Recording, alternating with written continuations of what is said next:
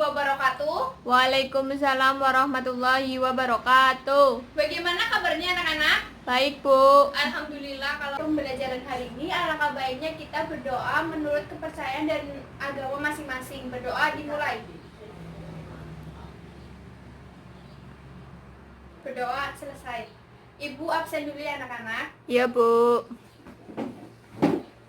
Untuk kelas 11 IPS 2 hari ini nihil atau ada yang tidak berangkat? Nihil, Bu. Baik, kalau nihil.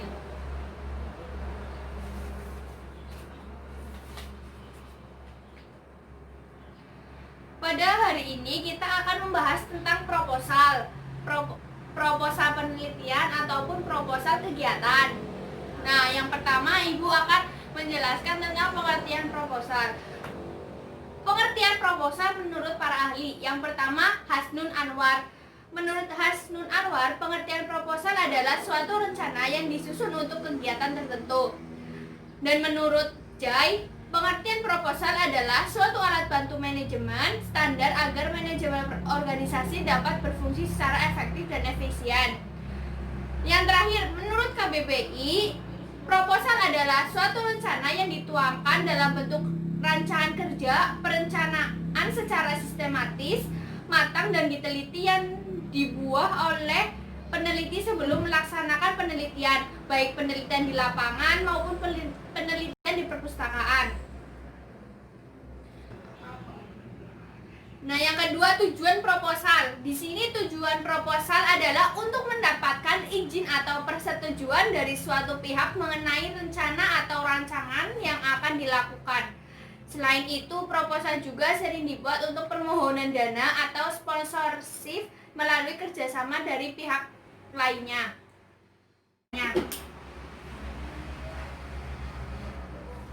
Sudah jelas anak-anak?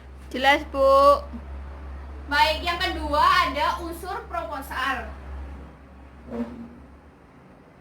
Di unsur proposal itu ada latar belakang masalah, rumusan masalah, tujuan penelitian, hipotesis, asumsi penelitian, manfaat penelitian, ruang lingkup, kajian pustaka, definisi operasional. Baik, kita bahas satu-satu ya anak-anak. Ya, Bu. Yang pertama, latar belakang.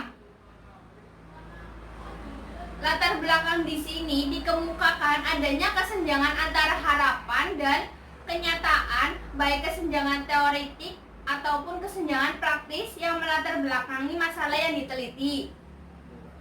Jadi latar belakang masalah tersebut itu adanya kesenjangan antara harapan dan kenyataan. Yang kedua, rumusan masalah.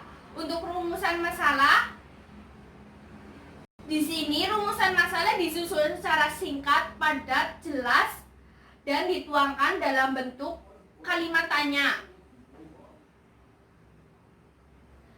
Yang ketiga, tujuan penelitian. Tujuan penelitian diungkapkan pada sasaran yang ingin dicapai dalam penelitian tersebut. Yang keempat, hipotesis.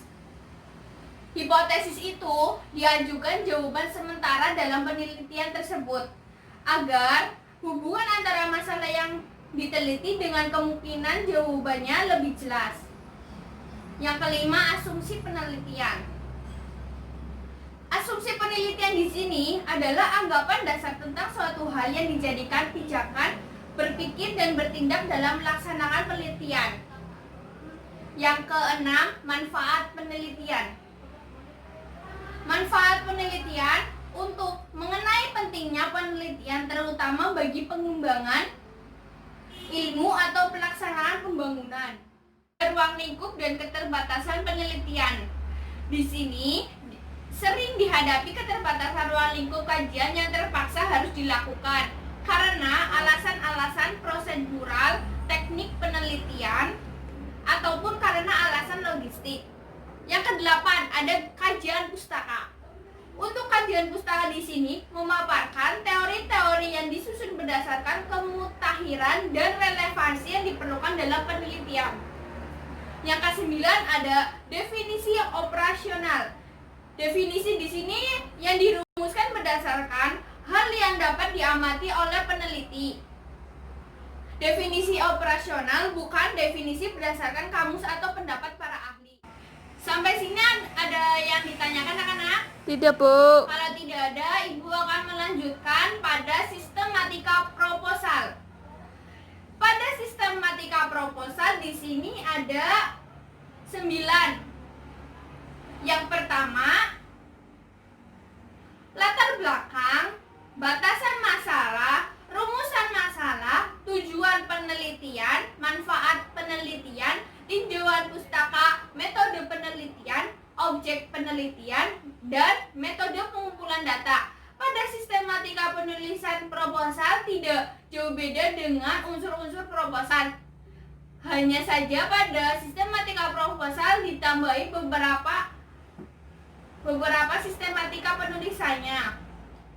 Dalam proposal yang pertama terdapat pernyataan-pernyataan yang bersifat argumentatif.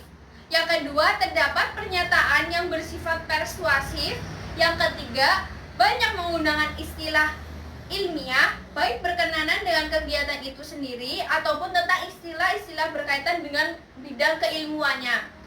Yang keempat, banyak menggunakan kata kerja, tindakan yang menyatakan langkah-langkah kegiatan atau metode penelitian.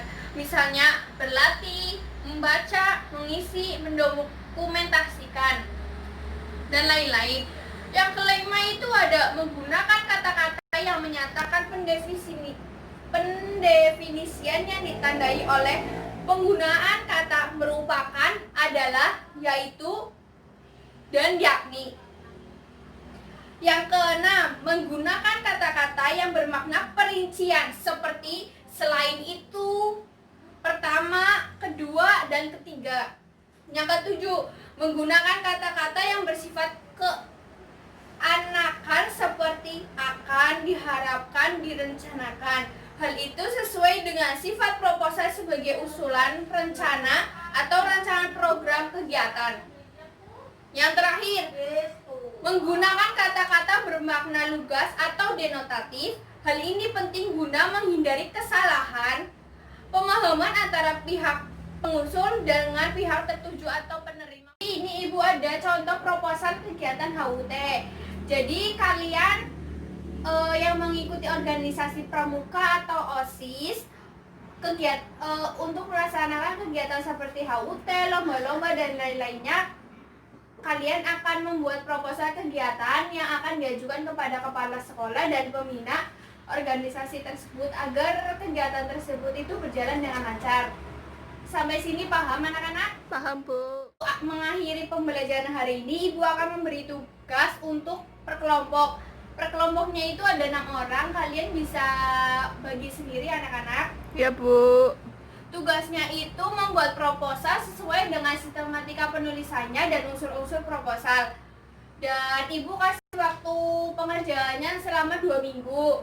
Nanti dikumpulkan di ketua kelas ya anak-anak. Ya, Bu. Baik, selamat mengerjakan anak-anak. Sekian dari Ibu. Wabillahi taufiq wal hidayah. Wassalamualaikum warahmatullahi wabarakatuh. Waalaikumsalam warahmatullahi wabarakatuh.